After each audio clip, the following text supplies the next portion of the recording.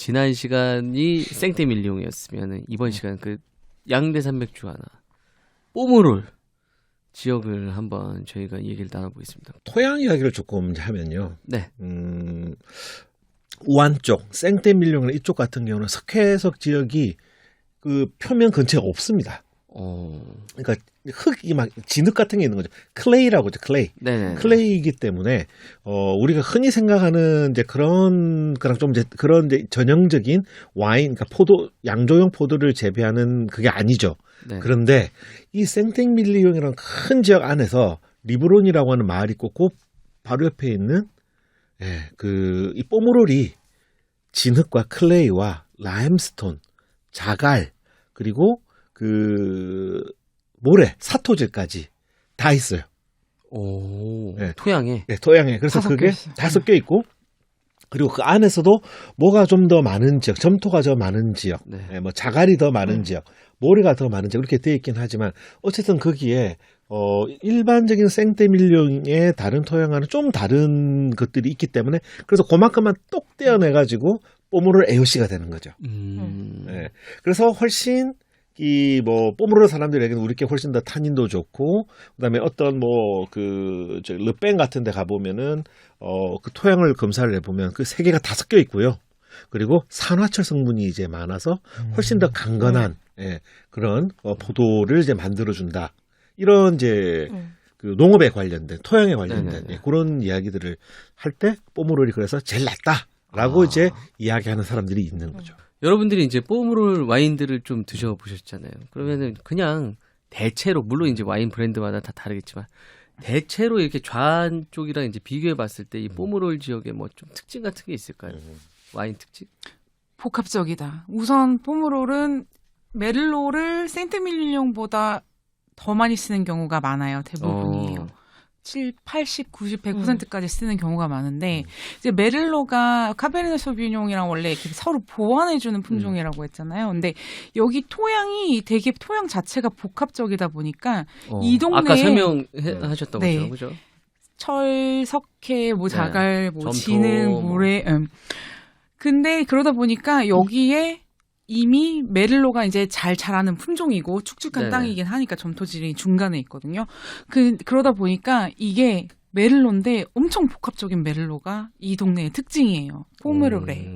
그래서 뽀무롤에 메를로를 정말 잘 엄선해서 만든 와인들은 메를로가 압도적이고 지배적인데도 불구하고 그 엄청난 그 막 온갖 꽃향들이 다 복합적으로 나오면서 그런 되게 화려하면서도 진중하면서도 뭐 그런 특징이 있어요. 되게 오묘하면서 복합적인. 그래서 되게 매력적이라고 생각해요. 저는 개인적으로 뽀무롤을. 저는 방금 말씀하신 말씀에 굉장히 동의하면서 제가 느끼는 것은 뭐냐면 보르도 안에서 가장 강건한 와인을 만든다. 강건한 가장 와인이다. 파워풀하다. 바디감도 제일 좋고 뽀무롤이 그리고 가장 보존도 가장 오래 할 수 있는. 그래서 보면 다른 데 거들은 1970년대 이런 와인들이 이미 다 팔린 것도 있겠지만 다 이제 못 먹고 시험짓기가 지났고 그러는데 뭐 빼뚜리스나 이런 거 70년대 이제 제일 맛있다고 막 80년대 초가 맛있다고 그러고 이제. 그러니까 40년 됐는데. 네. 그렇습니다. 그러니까 빼트리스가 아니라 뽀무롤이 이제 그런 이 양조의 특성을 가지고 있는 양조의 특성은 당연히 자연 환경에 영향을 받을 수밖에 없는 것이 그게 다 연결이 돼 있다고 보셔야 될 것 같아요. 그리고 이제 되게 델리케이트하다라는 말씀을 하셨는데 이번에 제가 가서 르뱅이라는 데를 갔었고 그다음에 이제 오늘 이제 우리 좀 이따가 시음하게 될 뷰샤또 썩땅이라고 하는 데도 제가 갔었고, 뭐, 5조 몇 갔습니다. 거기서 제가 이제 질문을 이제 하면서 농업이라고 하는 농사를 짓는 것과 양조에 있어서의 맛을 만들어내는 게 이걸 어떻게 할까? 그냥 무작정 해버리게 되면 제 생각에는 기후의 영향을 너무 많이 받아가지고 맛이 매년 너무 달라질 것 같은 거예요. 그래서 물어봤더니 공통적으로 하는 이야기가 있는데, 하는 행동이 있는데, 뽀무롤 쪽 사람들이 물론 생떼밀리옹도 그렇게 하시는 분들이 있겠죠. 탑급들은 어떻게 하냐면 자기네 갖고 있는 밭을 이렇게 구획을 나누는데 때로와별로 나누더라고요. 나눕니다. 그래서 얘는 슬로프가 약간 더 돼 있고 얘는 그늘이 있고 옆에 큰 구조물 나무가 크게 있어. 그 아래쪽 그를 다 나누는 그걸 우리 흔히 파셀이라고 그러거든요. 파셀 구획을 쫙 나눕니다. 그리고 구획별로 그 수확을 할 때도 다르게 수확을 합니다. 그리고 이 구획별로 썩지를 않더라고요. 아, 그걸 이제 와인 원액을 만들 때도 만들 때 다 별도로 이제 만드는데 그렇게 하는 이유가 때로와가 다르기 때문에 그 파셀별로 포도 맛이 다른 거예요. 예. 따로 다 양조하고 따로 숙성을 다 한 다음에 마지막에 블렌딩을 할 때 그 비율로 맞추더라고요. 이게 예술이지. 이게 아트더라고요, 보니까. 뽀무롤에도 그런 와인 등급이 있습니까? 왜 그 우리가 그 뭐 좌한 쪽에는 이제 뭐 185 그랑크리 클라스에 얘기하고 뭐 그 그라브 지역은 또 그 지역 안에 이제 또 등급이 있고 생데밀리옹 지역도 뭐 있다고 했는데 뽀무롤 지역은 어때요? 어떻습니까? 뽀무롤 같은 경우에는 따로 AOC는 없고요. 그냥 큰 의미로다가 그냥 라벨에 포무롤이라고 적혀져 있는 거는 굉장히 뭐 AOC적으로 말하면은 제일 좀 좋은 밭. 아, 그러니까 이게 네. 제가 헷갈려서 이제 여쭤보는데 등급이 일단 없다는 일단 그렇죠. 등급 그러니까 체계가 없어요. AOC는 있는데 AOC 는 뽀무롤 AOC는 있는 거죠, 있는데 그죠? AOC 안에서 등급이 없다는 없어요. 근데 말씀이시죠. AOC가 네. 이제 뽀무롤이라고 뽀무롤이 적혀 제일 있어요. 괜찮게 제일 좋은 어떤 그 AOC라고 생각하시면 되고요. 뽀무롤이면 다 아니까 사람들이. 네. 뽀무롤. 뷰 샤또 세르땅. 세르탕. 세르땅. 땅이겠죠. 네네. 네. 지금 빈티지 2007 빈티지의 뽀무롤 와인 갖고 왔는데 저 정말 죄송한데 정말 떠오르는 단어 딱 하나 있거든요. 네네. 고추장. 장냄새 많이 나죠. 네. 네. 장냄새 난다. 아, 단백질 냄새겠구나 이거는. 약간 꽝고기. 네. 아니 저 그 와인책 그 전에 뭐 한번 봤을 때 그게 저 그 와인책 그 전에 봤을 때 프랑스에서 만든 그림책 같은 건데 번역을 했나 봐. 네. 거기서 무슨 향인데 들짐승 향이 난다는 거야. 게이미하다. 그래서 무슨 와인에서 들짐승 향이 나. 아, 근데 약간 들짐승이란 단어가 있네. 네. 네. 근데 게임. 그게 약간 네. 이런 네, 향이라고 봐야 될까? 게임. 그거 나도 그 게임 미트 그 단어가 생각이 안 나가지고 막 찾아보니까 막 수렵육 막 이렇게. 아, 예, 예. 그걸 이제 수렵육. 번역을 들짐승이라고. 들짐승 좋은데요. 나 네, 들짐승. 예, 야생 짐승 고기를 게임이라고 부릅니다. 네. 그래서 아니, 나는 수렵육에서도 그 단어를 한국말 단어를 못 찾아가지고. 향이 진짜 어마어마한데요. 와인에서 이 정도의 진짜 장향이 나는 거는 저는 완전 처음이고요. 옛날에 단지에 가끔씩 할머님들이 고추 말려 놓을 때 있잖아요. 네. 그 말린 고추 냄새 좀 비슷한 게 있는 것 같습니다. 근데 뭐 그게 장향이라고 해서 뭐 그냥 일반적으로 생각하는 그 장이나 그 마오타이 뭐 이런 데서 나는 그 정도까지는 그런 게 아니고 당연히 이제 과실향이 나는데 그 깊은 장향스러운 그 과실향이 너무 풍부합니다. 진짜 향이 너무 풍부하고 이제 저는 얘를 마시니까 이제 뭔가를 슬슬 먹어야 되겠다는 생각이 들어요. 아, 뭐가 식욕을 생각나세요? 깨우는. 음식은?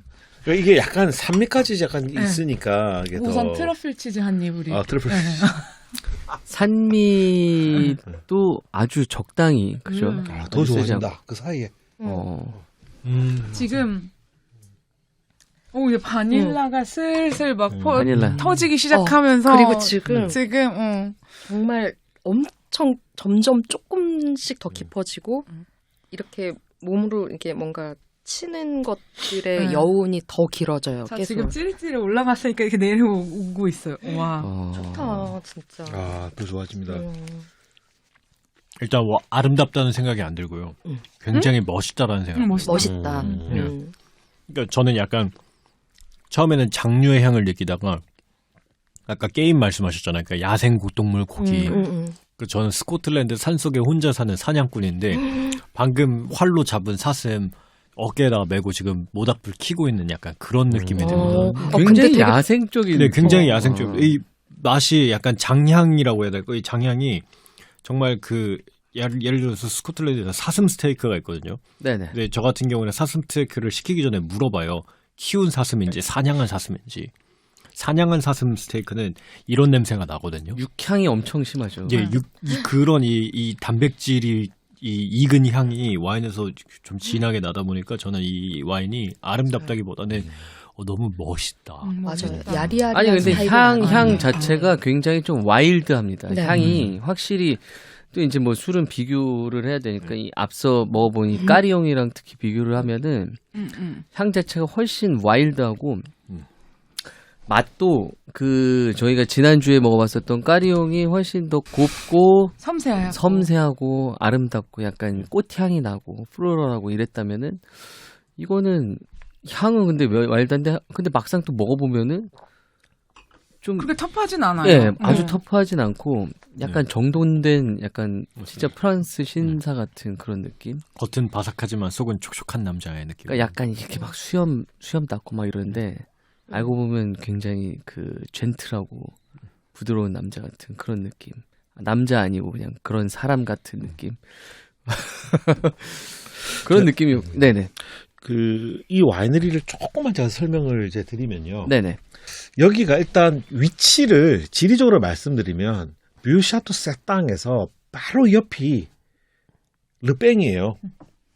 네, 차로 2분. 페트리스도 네. 바로 옆 다 아니에요? 붙어 있죠, 그리고 거기. 배트리스는 여기서 4분 거리예요. 그러니까 거기가 다 거기예요. 그래서 바로 근처에 있는데 훨씬 더 이게 저평가되다고 저는 생각하는 데가 여기입니다. 네. 그럼 이거 어디서 보이면은 이거 저는 강추합니다. 예, 강추하는데 오늘 우리 가격 대비 진짜 훨씬 정말 퍼포먼스 좋습니다. 가격 있고. 대비. 예. 물론 가격도 싸진 않지만 사진 네. 않지만. 이거 얼마죠? 이게 저는 38만 원 줬습니다. 38만 원인데 이게 지금 올빈이잖아요. 근데 이게 예를 들어서 17빈이다. 예, 이런 것 같은 경우는 제가 봤을 때는 20만 원대면 아마 살 수 있지 않을까. 보르도 우한 지역의 두 번째 우리 뽀무를 지역의 뷰 샤또 세르땅 이 와인 2007 빈티지 먹어봤고 너무 맛있었고 저 마지막으로 한 가지 보통 샤또 뭐 이렇게 있잖아요. 샤또 세르땅이라면 뭐 알겠는데 뷰는 이건 무슨 뜻입니까? 올드, 오래된. 아 이게 올드라는 뜻이에요? 네, 비유가 올드라는 뜻인데 올드 샤또라고 굳이 쓴 이유는 모르겠어요. 오래됐으니까 네, 그랬겠죠. 얼마나 우한에서 오래된. 정말 가장 오래된 샤또 중에 하나가 뭐 세 군데를 꼽자면 그 중에 세르탕, 페트리스, 그 다음에 머시기 저시기가 하나 있어요. 모시기 조시. 모르겠어요. 너무 대충 넘어가니까. 있는데 머시기 또 저시기도. 이제 마무리인데 뭘 또 그냥 뭐 하나가 또 있습니다. 하면 되지. 모시기 조시. 가야 되나? 자, 이번 네. 시간 여기서 마치고요. 다음 시간은 저희가 샤또 트루타누아? 네, 알겠습니다. 트루타누아. 술술술술술술 말말말말말말술렁여